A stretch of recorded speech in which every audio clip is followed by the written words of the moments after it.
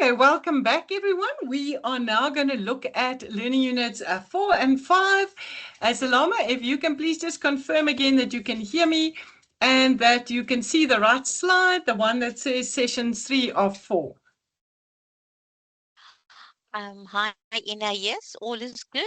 I can Okay, see the correct slide and I can hear you clearly. Okay, perfect. Right, students, let's jump in. And now we're going to talk through the other journals. So in our previous recording, we spoke about specifically the general journal, but we also just need to make sure you can do all the other journals that comes out of learning units 4 and 5. If you've just joined us, welcome to our revision session. It is myself and Salama that's taking you through the material for test 2. Yes, our session is being recorded, and later today you can watch the recording on YouTube. Just a quick reminder as well that test 2 then covers learning units 1 through to 6. So all of this will be covered by test 2. Okay, so learning units 4 and 5 deals with all of our journals and how we post these journals to the general ledger. And as we said earlier, you must please go to your module outline and go and look at the learning unit outcomes for learning units 4 and 5. This is just for learning unit number 5. And just ask yourself if you can answer a question based on each of these outcomes that we have got listed here. What are the possible questions out of learning units 4 and 5? First up, you must be able to prepare all of your journals, both cash and credit journals.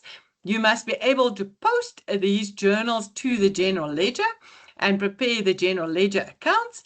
Then you have to be able to prepare a trial balance.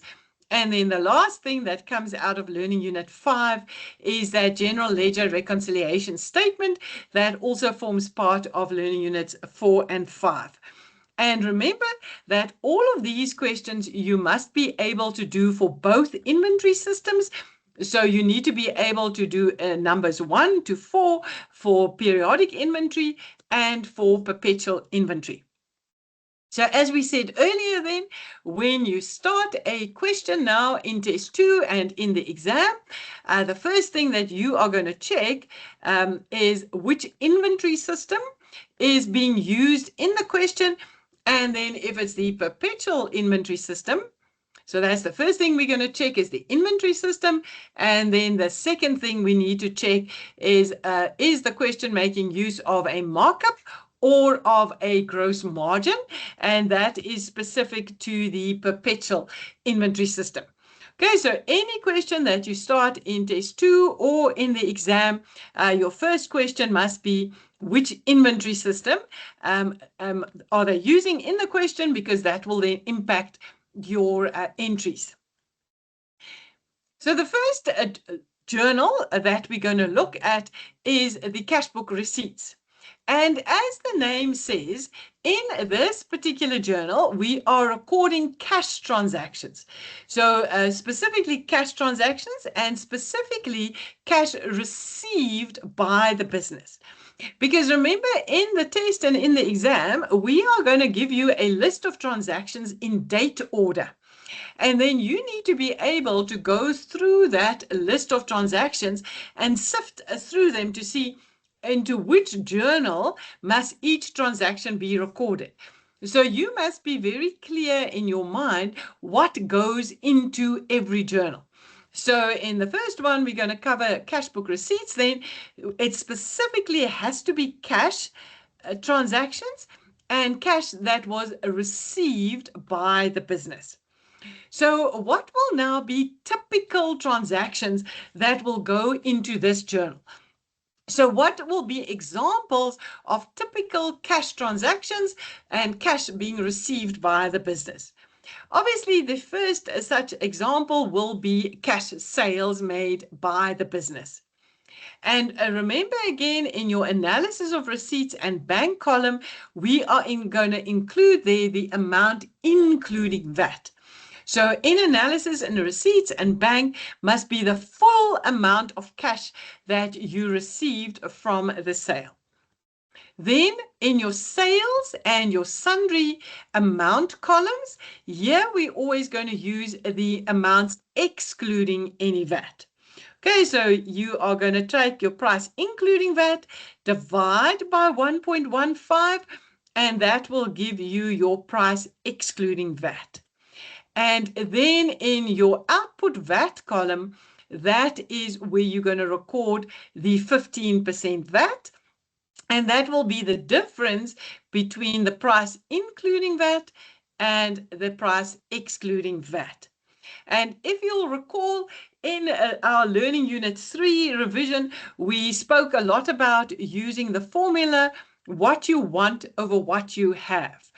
And don't forget your Learning Unit 3 formulas when you tackle a cash book question. Then for our cost of sales, the cost of sale amount will always be excluding VAT. So you'll always start it with your sales number because your sales number already excludes VAT. And then you're going to remove the profit from your sales. And that will then either be the markup or the gross margin. And once again, you're going to use that formula, what you want over what you have. You'll remember when we did our Learning Unit 3 revision, we gave you tables like this, where we asked you, or we gave you, say, the amount excluding VAT, you had to calculate the VAT, and the amount including VAT. And the reason in Learning Unit 3 we practiced with tables like this is because this really represents your cash books. So what do I mean by that? The amount including VAT is really your bank column. So your amount including VAT, you must see that as your bank column in your cash book receipts. Your amount excluding VAT is the same as your sales column or your sundry amounts column. And then, of course, your VAT column, that will be equal to your output VAT column in your cash book receipts. So everything that we showed you in Learning Unit 3 was to prepare you for your journals in Learning Units 4 and 5. So remember, think of your bank column as the column including VAT, your sales column as the column excluding VAT, and your VAT column, your output VAT column, is just the VAT. But remember again, when you do your VAT calculations, when we want to work out the output VAT, it's 15% of the amount excluding VAT. And don't ever try to calculate your VAT by using 15% of the amount including VAT, or with other words, your bank column. You can see it gives me two completely different answers, and this answer is higher because what we are in effect doing here is we're working out VAT on VAT. So remember, when you are working out your output VAT, it's 15% of the amount excluding VAT, and the amount excluding VAT will be in the sales column or the sundry amounts column. If you need a quick refresher on your VAT calculations and your markup calculations, then please go to our YouTube channel, the School of Management Studies channel on YouTube, and go and look for the recording. It says here, Test 1, Learning Unit 1 and 3. It is part 2 of 2. So go and look for this recording specifically, and this takes you again step by step through how to calculate VAT, markups, and gross margins. Another option is to go to our catch-up videos that you can find on your My Emerus landing page, and there you can watch a catch-up video 4 of 4 that also again in detail takes you through your VAT and markup calculations.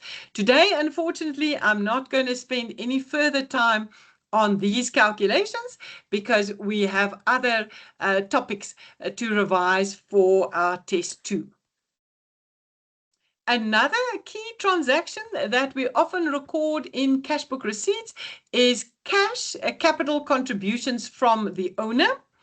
And in this first details column, so in the first details column, we either going to write cash sales if it was a cash sale, or we're going to write the name of the person or the business from that made the cash, that from whom we received the cash.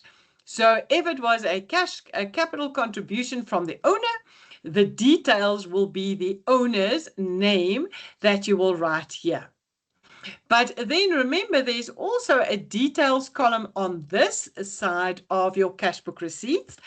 And in this details column, I am looking for general ledger account names.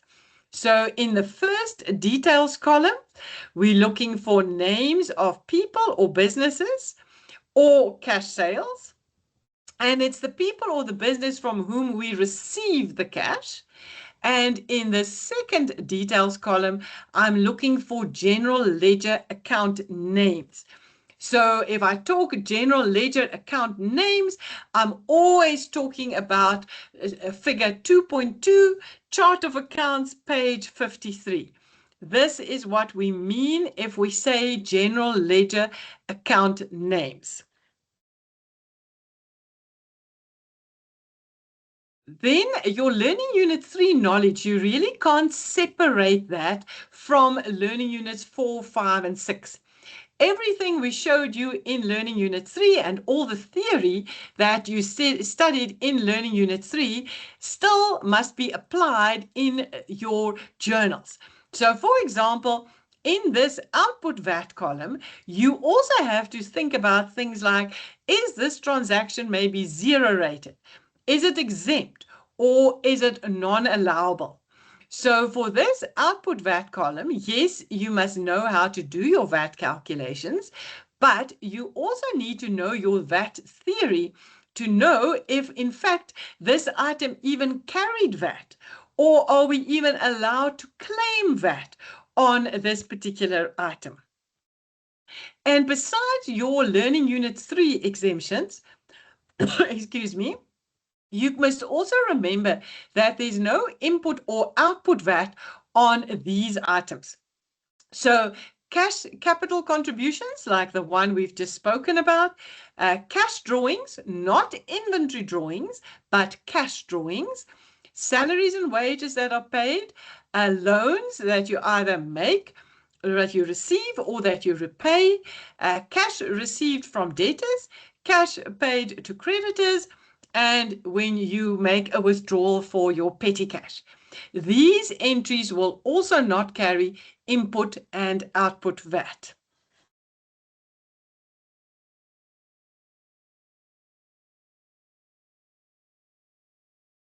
Right, so let's now look at other typical cash transactions that will go into cash book receipts specifically. There can be a loan received, and you can see a loan received there has got no VAT. There can be income, other income that we receive, for example, rent received, and the rent for a business property does carry VAT. Or they can be, for example, interest received, which is an exempt supply, and then again, there will be no VAT. So these are your typical transactions that will go in a cash book receipts. But when we look here as well, we see the analysis of receipts column was left blank for the last few transactions.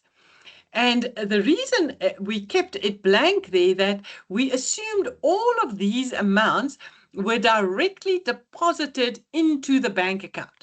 So if any cash is directly deposited into the business bank account, then we will not be writing anything in the analysis of receipts column. It will just directly go into the bank column. And then a last transaction that will come in your cash book receipts, that is if we receive cash from a debtor, and this one also has no output VAT. And so we put in the bank and in the debtors control column exactly the same amount.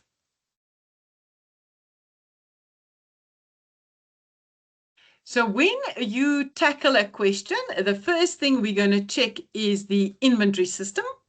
Then we are going to check if it's a markup or a gross margin, because we need that information to be able to complete this cost of sales column. And then for every individual transaction that we record in the journal, we are going to check, is the amount that was given in the question, does it already include VAT? Does the amount exclude VAT? Or does it fall in terms of Learning Unit 3 under a zero-rated supply, exempt supply, or non-allowable? So for your question as a whole, you're going to check on the inventory system. But for every individual transaction, you're going to check on the VAT calculation that is applicable to that specific transaction.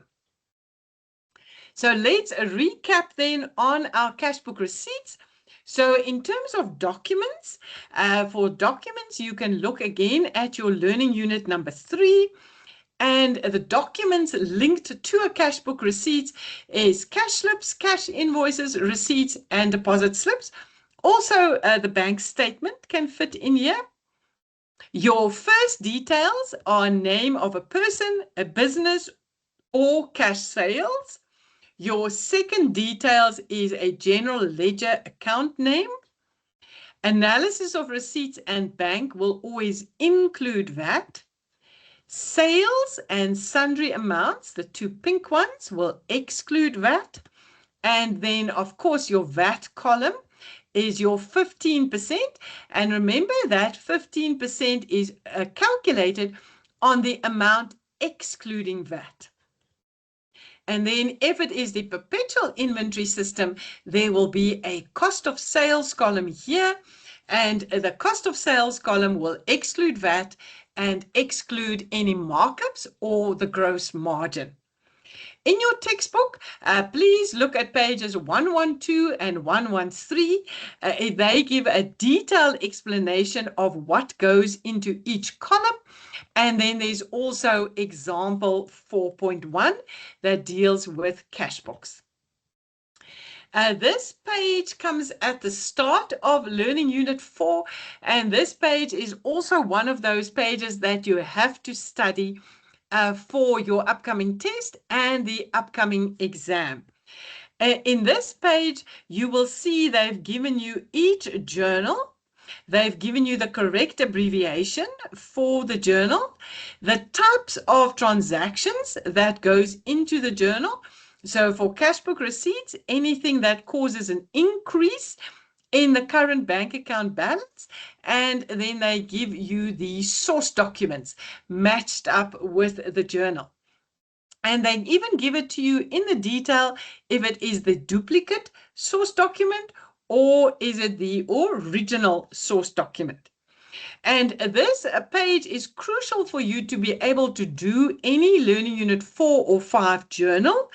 But we can also test you on it as a standalone question, as we did in 2022, where you had to provide the source documents and the journals. And then remember again, for the source documents is the original and the duplicate.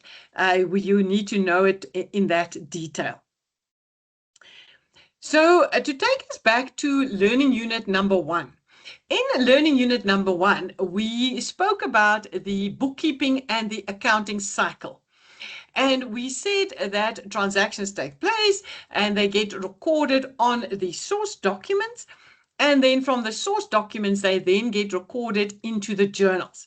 And this is now where we record it into our cash book receipts.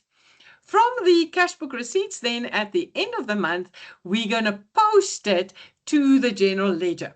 So the next thing that we need to talk about now is how are we now going to get the cash book receipts into the general ledger. Once we've completed the general ledger, that's when we'll do the trial balance, which also is in learning units 4 and 5. And remember, we'll repeat this cycle 12 times, which is our bookkeeping cycle. And then at the end of the year is when we'll do the financial statements. So this accounting and bookkeeping cycle, you'll recall, it comes out of Learning Unit 1. And in Learning Unit 1, we teach you the theory around the bookkeeping and accounting cycles. And then now here in Learning Units 4 and 5, we show you the actual application. We show you how to write up the journals, how to post to the general ledger, and how to prepare a trial balance. So this is our cash book receipts now. And now we want to post this cash book receipts to the general ledger. And what we essentially want to do is we want to create one double entry out of this entire cash book. So in the cash book receipts, this is now where we have all the detail. But now when we move into the general ledger, we don't want to repeat all of this detail. We're now going to move ahead with just the totals from this journal. And we now want to create a double entry out of these totals to post it into the general ledger. And to do that, we have to follow our golden rule of accounting, which is our double entry. So we have to now, we're going to create a single entry out of our cash book receipts. We are going to have to debit some accounts and we're going to have to credit some accounts, because we know for a double entry there must be a debit and there must be a credit. So how do we now create a double entry out of cash book receipts? We are going to debit the bank account in the general ledger, and then we are going to credit the debtors control, the output VAT, the sales, as well as all of these sundry accounts. So that is going to be our double entry. We have got one debit and we have got several credits. So what does it look like in the general ledger? So we said we're going to debit the bank account, and then we're going to credit debtors control, sales, and output VAT. And for these first 4 entries, we are going to use the journal total. So for bank, sales, output VAT, and debtors control, we use the journal total.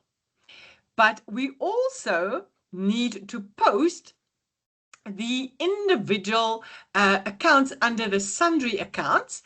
And for those, we have to post each individually. And so for these ones, we are going to use the individual amounts. Okay, so for bank, debtors control, output VAT, and sales, we use totals. And for all our sundry accounts, there we're going to use the individual amount. And we said this is a double entry. So our total debit must equal our credits. So we're debiting bank with 391,000 rands. And when we add up all of our credits, it is also 391,000 rands. So our debits are equal to our credits.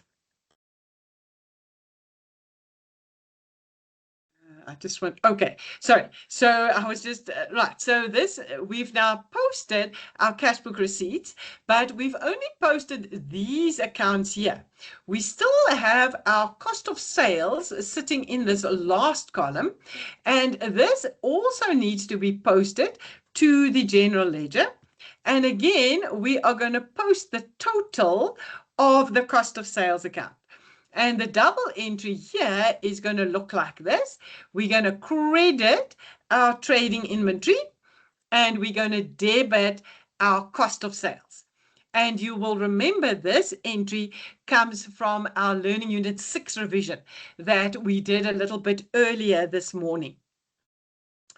Again, how did we know when to debit and when to credit?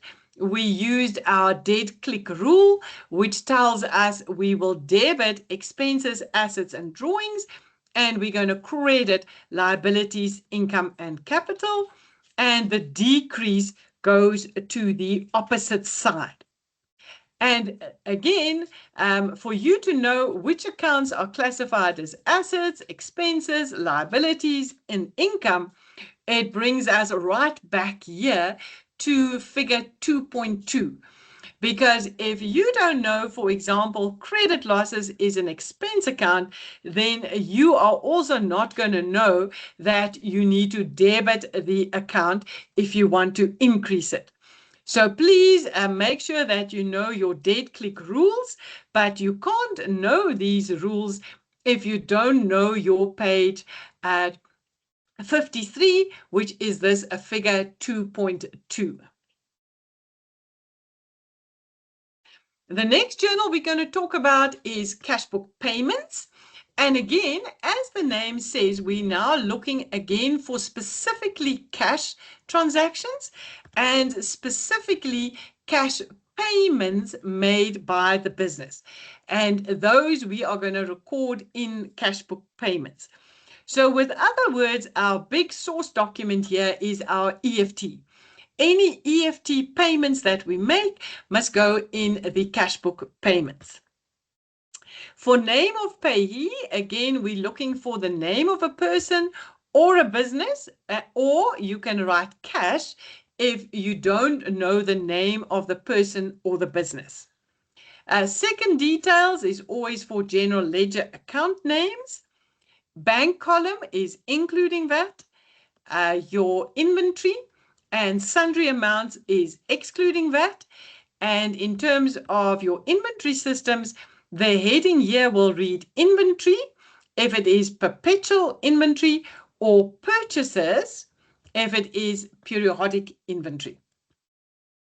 And then your VAT column again is 15% of any amounts excluding VAT. In your textbook, you've got columns, pages 114 and 115, as well as example 4.1. Just when it comes time to make payments out of the cash book payments, please remember that in South Africa, we don't have any more checks. So especially if you are doing old past paper questions, or maybe have older versions of the textbook, please remember there's no more checks in South Africa. So now let's go through the typical transactions that goes in a cash book payments. So the bank column, as we said, is the one including VAT. Your input VAT column is the 15% VAT. But again, don't forget your Learning Unit 3 knowledge when you write things in your input VAT column, and then your inventory and your sundry amounts are excluding any VAT. Okay, let's look for typical transactions. So the first one I've got here is salaries and wages. And salaries and wages has got no input VAT. The next one is any expenses, any cash expenses that we pay. And there it will depend, the input VAT. Of course, if it's a non-allowable item like entertainment, or if it's zero rated, like if you're buying fuel, or if you're paying interest, then it will be exempt. So again, you have to make sure you know your Learning Unit 3. Payments to creditors, no input VAT, remember that. Cash purchases, here we will have input VAT, and it will go into our purchases column. And then we've also got, if we repay any loans, again, there will be no VAT on a loan repayment. Then again, we're at the end of the month, and we want to post the cash book payments to the general ledger. So again, we have to create one double entry out of the cash book payments. So it's going to look like this. We're going to credit a bank in the general ledger, and we're going to debit a creditors control, input VAT, trading inventory or purchases, depending on the inventory system, and we will debit each of the individual sundry accounts. Let's have a look at it in the general ledger. So I'm crediting bank, I'm debiting creditors control, I'm debiting input VAT, I'm debiting trading inventory or purchases. And again, for these first 4 entries, I am working with the journal total, not the individual entry, but the journal total. Then I've also got to post each of my sundry accounts. And for these ones, I'm going to use the individual amount. It's still a double entry because my total debits equal my total credits. If you want to practice your cash books, please work through examples 4.1 and 5.1. There's also questions 4.8, 4.12, and 5.8. As well as question 6.7, and at the back of the textbook, more revision questions. So there is lots of questions and examples in your textbook if you need more questions on our cash book receipts and cash book payments. Salama, anything from your end? Hi, Ina. Thank you. Yes, I think I'm just, so as you were explaining to the students, I was just maybe for them to recap again the activities that they done in the textbook, like in 2.3, so they have an idea of the category. This is very important for your cash book receipts and cash payment. Again, just the calculation is so important. As you mentioned earlier, we were preparing them for learning unit 4. That's why we unit 3 we calculation use should methods going exclusive to multiplied by 1.15 and then going from inclusive to exclusive, dividing by 1.15. And then again, very important for them to just read the question carefully, especially in inclusive amounts. Maybe I could just remind them about that, Ina, because we maybe give them exclusive amount and they will then have to calculate the inclusive and not always be given an inclusive to calculate exclusive. So they should be able to calculate both. And again, very important, I then also remind them again, please study that table and always be guided by your source documents. The source documents, if you know your source documents for cash book receipts and cash book payments, then definitely you will be recording the correct transactions into the correct journals. Thank you, Ina. Oh, great. Thanks, Salama. So we've spoken now about cash book receipts and cash book payments, but before we quite walk away and look at our credit journals, I just want to go through the preparation of the bank account in the general ledger one more time. Because previously I kind of just showed you how to post the 2 cash books, but let's now look at exactly what will the bank account look like in the general ledger. And this is a very important general ledger account because this one also comes with us into second semester. So we have to make sure you can prepare your general ledger account. So when we asked in a question to prepare a general ledger account, the first thing we always have to put into our general ledger account is the opening balance. And this is normally your easy marks to earn in a question because typically in the question we have to give you the opening balance. You just have to make sure that you put the opening balance on the correct side of the general ledger account. And a bank account has got an ability to be both a current asset or a current liability if we are in overdraft. So you would need to look in the question, what information are we giving you? Is it a positive bank balance or are we in overdraft? And again, of course, we're going to go to date click, because date click is going to help us determine on which side of the general ledger account to post the opening balance. So once you have your opening balance in your general ledger account, then it's time for you to post the totals of the different journals into the general ledger.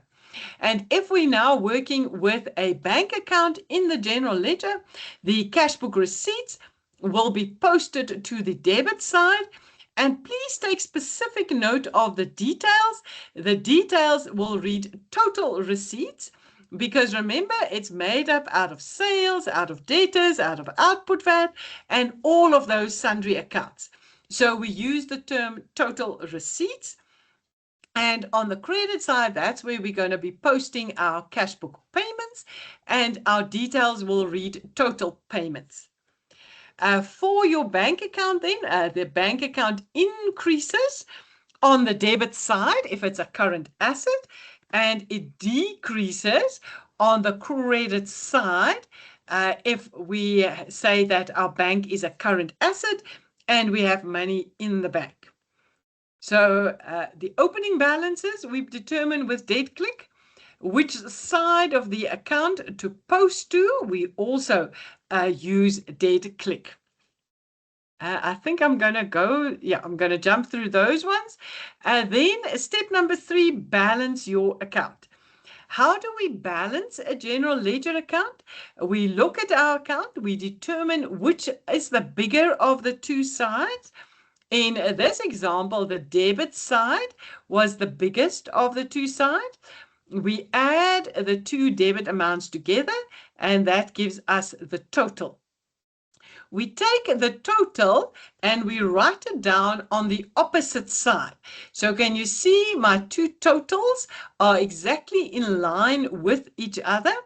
And I've got it on the debit and the credit side. Now I subtract the smaller side, which in this example is the credit side, from that total. And the amount then that remains is then your balance carried down. Your balance carried down must always be written above the total. If I add this amount to the balance carried down, it must equal the total. And then the last step is I take that exact balance over to the opposite side, and that becomes my balance brought down. And balance brought down sits below the total. So balance carried down above the total, balance brought down below the total. If you need help, again, in how to balance any of your accounts, please go to section 4.4.2 of your textbook, and there they explain to you how to balance your general ledger accounts. But just to recap then, if you are asked to do any general ledger account, you are going to follow your steps. Step 1, put in your opening balance. Step 2, post the journal totals. And step 3, balance the account.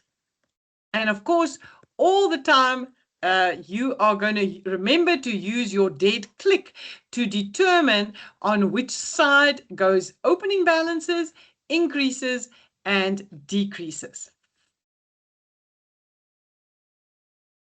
Okay, Saloma, anything from our students on our cash books and our bank account? Hi, Ina. No questions regarding the cash book. I think there was only a student that wanted to, I think, mention which activities they need to practice. Oh, sorry, Saloma, you're just breaking up quite a bit again. We're struggling. Are we struggling to hear you at the moment, Saloma? Okay. Okay. Sorry about that, Ina. No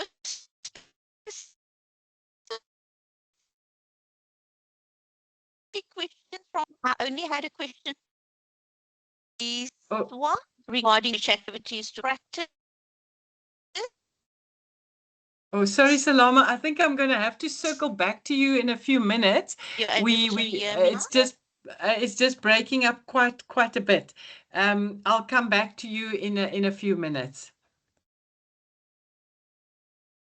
Okay, so far we've spoken about. Okay.